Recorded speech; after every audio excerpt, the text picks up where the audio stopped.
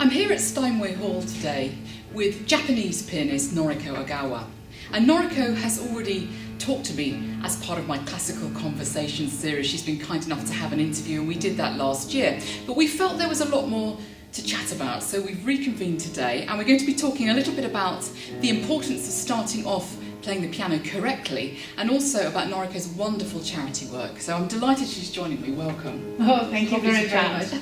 It's really nice to chat. But today I have to ask you some questions, really. I'm being asked the questions. Well, yes. Well, so today's slight changeover of roles, if you don't mind. I don't mind at all. It's very exciting. I'm very flattered. Well, you know, this book, please show us the... This is my new book. It's called So You Want to Play the Piano, and Noriko's been kind enough to read it and endorse it, which is amazing. Actually, I couldn't really put it down because... Thank you. No, because it was, you said everything that I wanted to say. But my first question is that, what really motivated you? What inspired you to write this whole book about it? Well, I was motivated from my teaching when I was much younger. I did a lot of performing. I'm not quite on your level, but I did a lot of performing when I was younger, in my 20s and 30s, and I also taught. In fact, I've taught since I was 15, which is quite young. So I've had a lot of experience at teaching.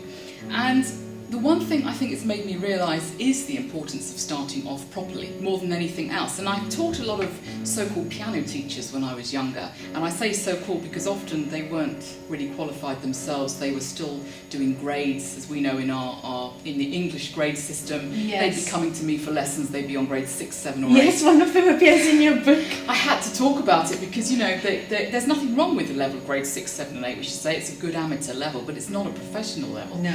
And what I found is these teachers would come to me for lessons, and they'd be struggling away with their pieces, and yet they'd have 50 students and they'd charge more than me. So it makes it very difficult for people to know what to look for, especially when they're trying to start out properly with piano teachers. And I think that was the motivation behind it. I wanted to help people start the right way, because we all want to start the right way, but it's not always obvious how to do it if you don't know anything about music. No, not at all. Well, nowadays, some people want to study the piano online or from DVD or CD or something. What do you feel about this? Well, it's a bit more physical thing, isn't it? I mean, you do need somebody right next to you, I think. You do. You need people correcting your mistakes all the time. I think physically it's a bit like an athlete in a way, that one wrong turn and all sorts of weird things can happen. So definitely, yes. Well, I would like you to point out if you can physically actually demonstrate some of the things that, well, maybe there's some of the things that you are so pleased that you were taught properly when you were a child. I mean, you must have been taught properly. That's why you made it as a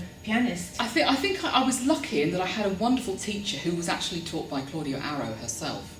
Oh. And she started to perform and then decided she wanted to teach. So she'd spent most of her life teaching beautifully. And I didn't start till I was 10. I was old, not like you. I know you started very, very young, didn't you? Yes. And I think that was quite old.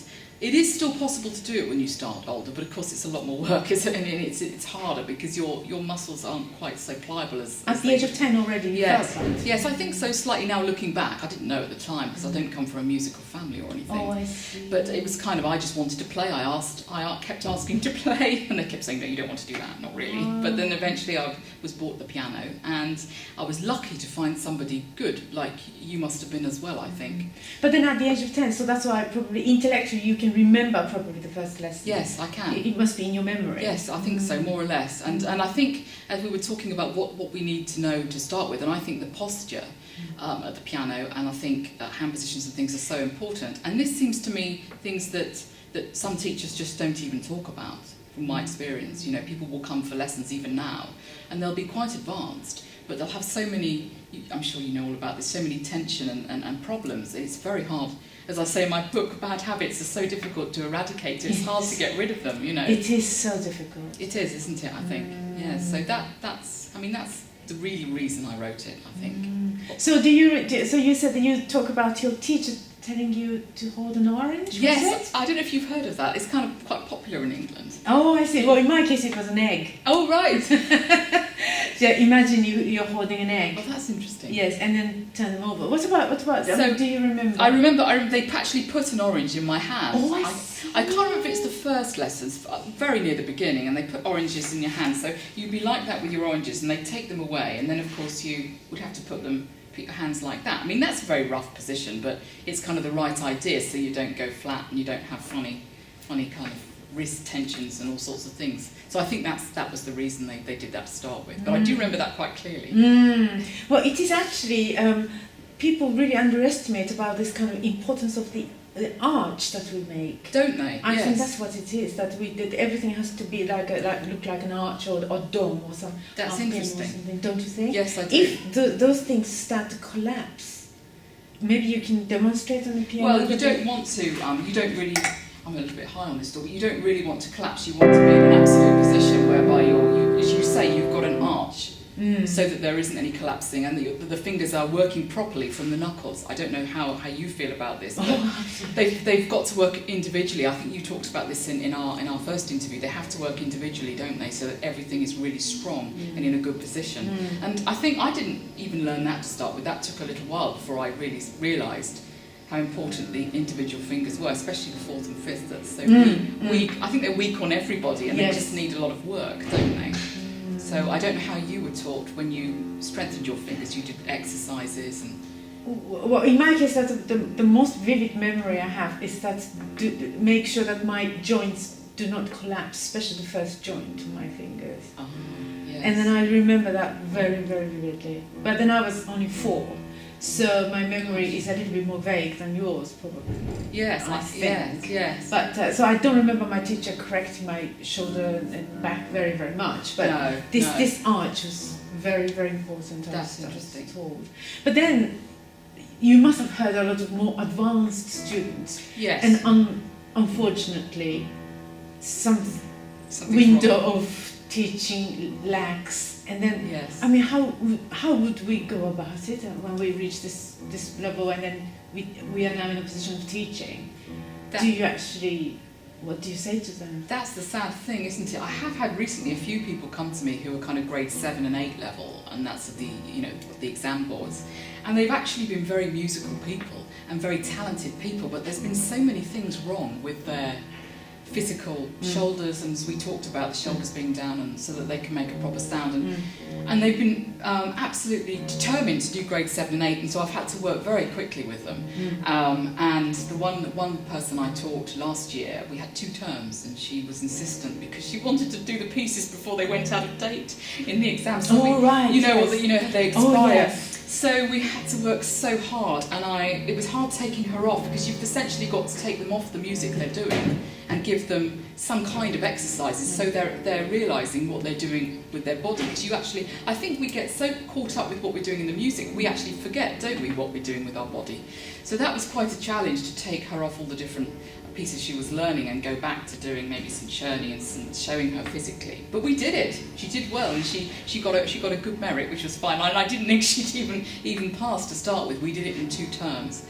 So you can do it, but I think it has to be a huge amount of effort on their part, and it doesn't feel normal, does it? Because if you've been playing like this, and all of a sudden you've got to start being much more flexible in your body, it can feel weird. And I think it needs a lot of faith and practice and determination from each student. But you must have seen this as well, I'm sure, giving masterclasses and teaching at the high level too.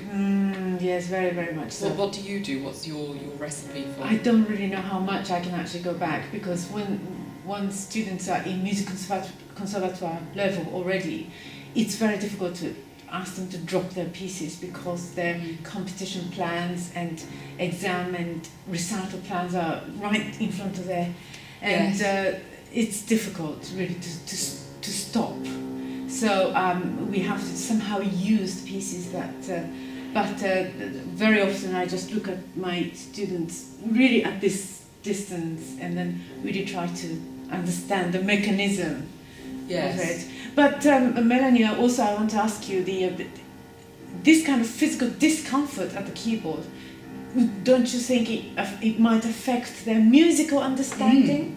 Well, it must do, mustn't it? Because if you're tense and really feel in yourself not comfortable, then how can you really be thinking about what you're doing with the music? I think that's the first thing to sort out, and then they're allowed to be. Then they can think about what they're doing musically. But I think one of the things to also mention that when you know this, of course, when you've got tension problems, you make such a bad sound. You have to make a bad sound because you end up using the arm in this way rather than using it in a much more flexible way to go to the base of the keys.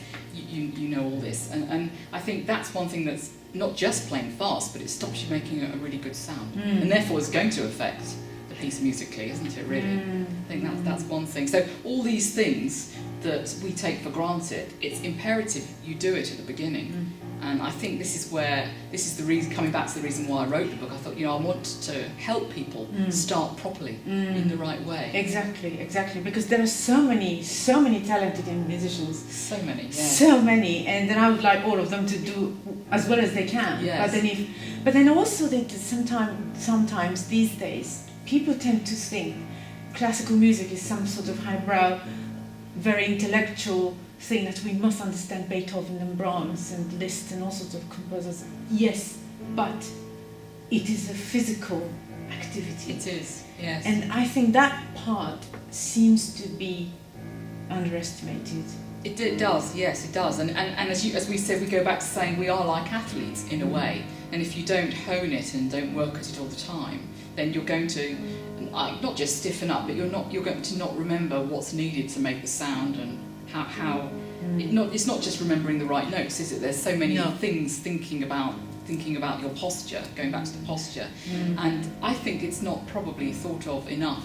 Certainly at grassroots level, when people start to learn, they start to just think tinkering around with a few pieces, but they don't actually think about building a technical foundation, which is so important, I think. But as you mentioned that in your book, that there are many sources, websites, and also the reputation of students, the teachers. Teachers, yes. So there are now a lot of information around. Is there available for somebody? I think there is, but still people have got this tendency, well in my experience, people have got this tendency to go to the lady round the corner, because it's convenient and she's probably not very expensive.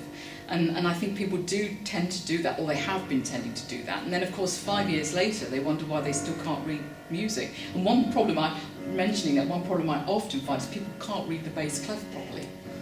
And they focus so much on the right hand. Some piano books focus on the right hand that they're not actually taught properly to read bass clef. So of course there's all sorts of discrepancies, and they'll come and say, I can read the right hand perfectly, but I can't read the bass clef. And to us to us, you're laughing, to us that seems mad, doesn't it? But this is quite if you're going to teach people that have maybe come from other teachers or people that haven't played very much, this is a real common problem. And it takes two hands to play the piano, so I can't really see why they wouldn't read the bass clef. But and then of course you have to go back to the beginning, don't you? Because you can't just carry on reading the right hand, you've got to do both. So I think I wanted to point that out too. And some people will come along and they can't play hands together, they've got coordination problems, and that generally comes from not playing hands together straight away. They've left it too long and then they find coordination really difficult. Why is he just practicing one hand each, yes. and that's it? Yes, yeah. That's been a problem I've noticed over the years.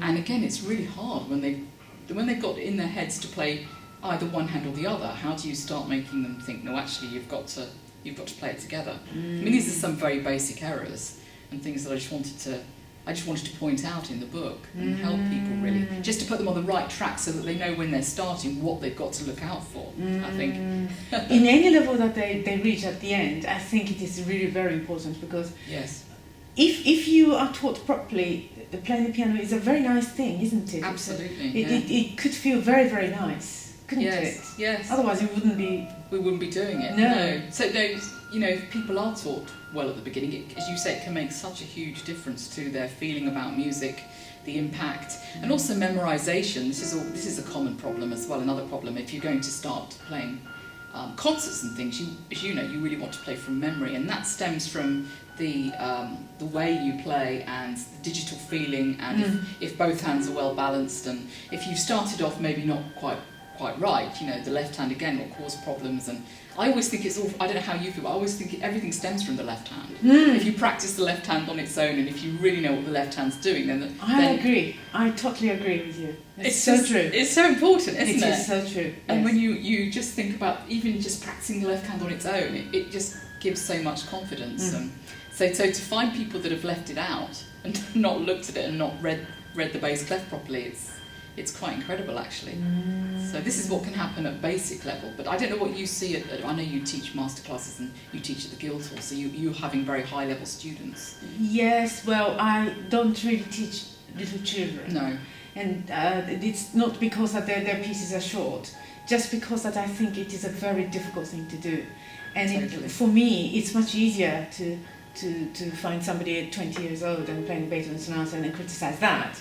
But then if I were given 6 or 7 year olds, then everything is too soft for me, and then there are so many possibilities, and then I'm not built to actually teach such soft hands. Have you taught children? Not many, no. I mean, I have when I was younger. When I was very young, starting off, I taught a lot of children, but rather like you, I like them slightly older, and in fact, I think they shouldn't really start before they're 7 or 8 if they're a normal child, like maybe if they're very bright and they've got a lot of help, they can start younger, but 7 or 8 starting off, that's fine, but I wouldn't teach small children because I think it's a specialist area. I think so, yes. Really? Yes. So some people can actually tell that if this child is talented or not, and then if hands are built that way, or but then also, yes, you've just said something very important. Young children, they do need help, don't they? Yes. They can't just practice for a week without making any... No, they need... I mean, I remember you saying in our last interview that your mother helped you a lot, and she was a piano teacher and could sit with you, and I think that's crucial. The parents have got to be so involved when the child is under the age of about 8 or 9, because otherwise they're just not going to make any progress, because they might not see the benefits of practicing in a certain way, and it is quite an academic pursuit to start with to get going, so I think parents are really important. Yes, I do. Just starting off.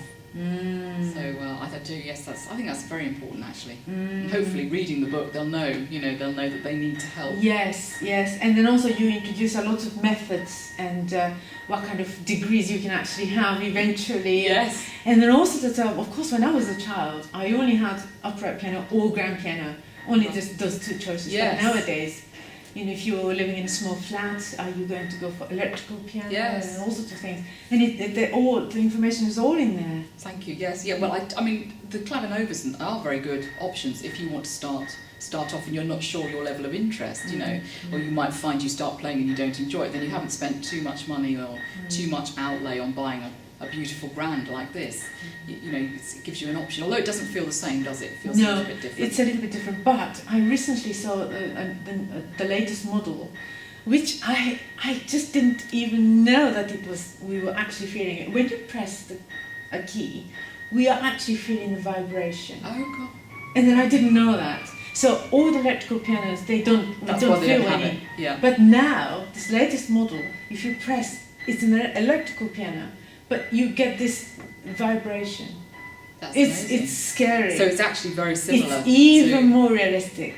Oh, that's great, isn't it? Because I mean, it is a slight difference, and that can be off-putting if you say you're doing grade 8 or something, or a diploma. You want something that you can feel the action behind the keys. But if it's getting more and more accurate, then that's superb. Really. Yes. Still, I feel that it's an alternative way to practice, isn't it? Of course, the acoustic piano is the best. But if your house is very small, or if you have to practice late at night, and this is a very good way to.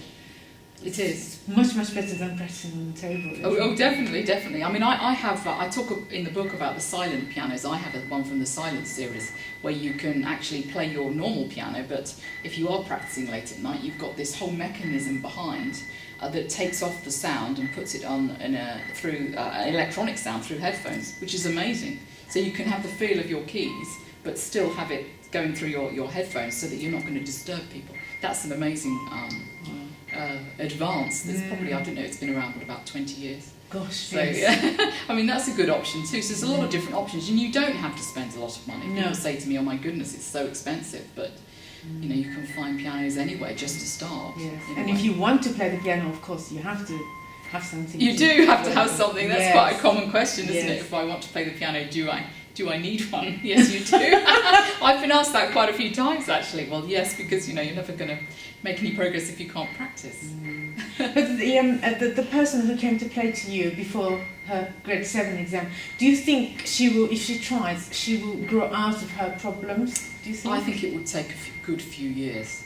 I mean, she's certainly making good progress, and things are much more relaxed. And I mean, obviously, as I say, it feels weird to them because they've been playing in a very tense way. So to suddenly start relaxing into it and feeling a bit different, it does feel different for at least a year or two. So, but if they're focused and they really want to do it, then generally they do improve.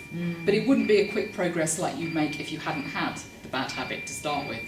I think that's the most important thing to stress, because I'm correcting mistakes, aren't I? So you've got to take the person back almost to how they were before. Yes. Which is, I just think, is just very difficult, and which is why the mantra is bad habits are very difficult to eradicate, because I think they really are. Exactly. I don't know if you've taught anyone with this kind of. Oh yes. What do you find? Well,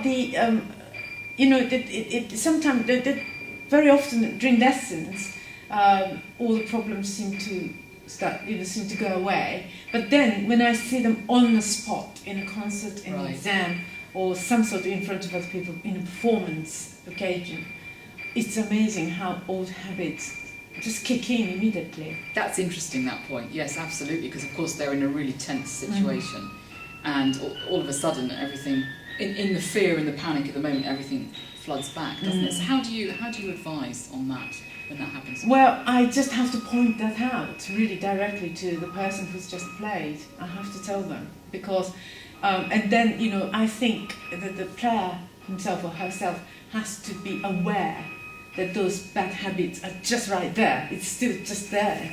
So it's so easy to come back. I mean, it happens to me as well. I do have some habits, I'm sure, in a different way. We all do it in a way. Really. Things that I wish that I should, do differently. And even just, for example, learning a wrong note, for example, misreading. And then suddenly, about a week before the concert, this was sharp, not natural, something like that. And then I practiced that bit over and over. So yes, good, now I know it. But suddenly in the concert, it just goes out, and then I play old wrong note, and then I'm just ever so angry at myself. But at the scene, I'm just completely different world. Of course. And then the notes that I was playing up until a week before the concert just comes up on the surface. It happens, doesn't it? Yes, absolutely. And especially with contemporary, I know you play a lot of wonderful contemporary music, and it is sometimes hard to decipher, especially if it's in composers' handwritten or whatever it is, and I can imagine that that's very hard to read. But yes, you've learnt the wrong note, so it's very hard to unlearn it in a way. That's right, yes. And then, I haven't played this piece all my entire life. No, it's just a few months, but then still already inside me. So if somebody is playing wrongly for the last 20 years, then of course it's difficult to change. It is. But I really hope that your book is going to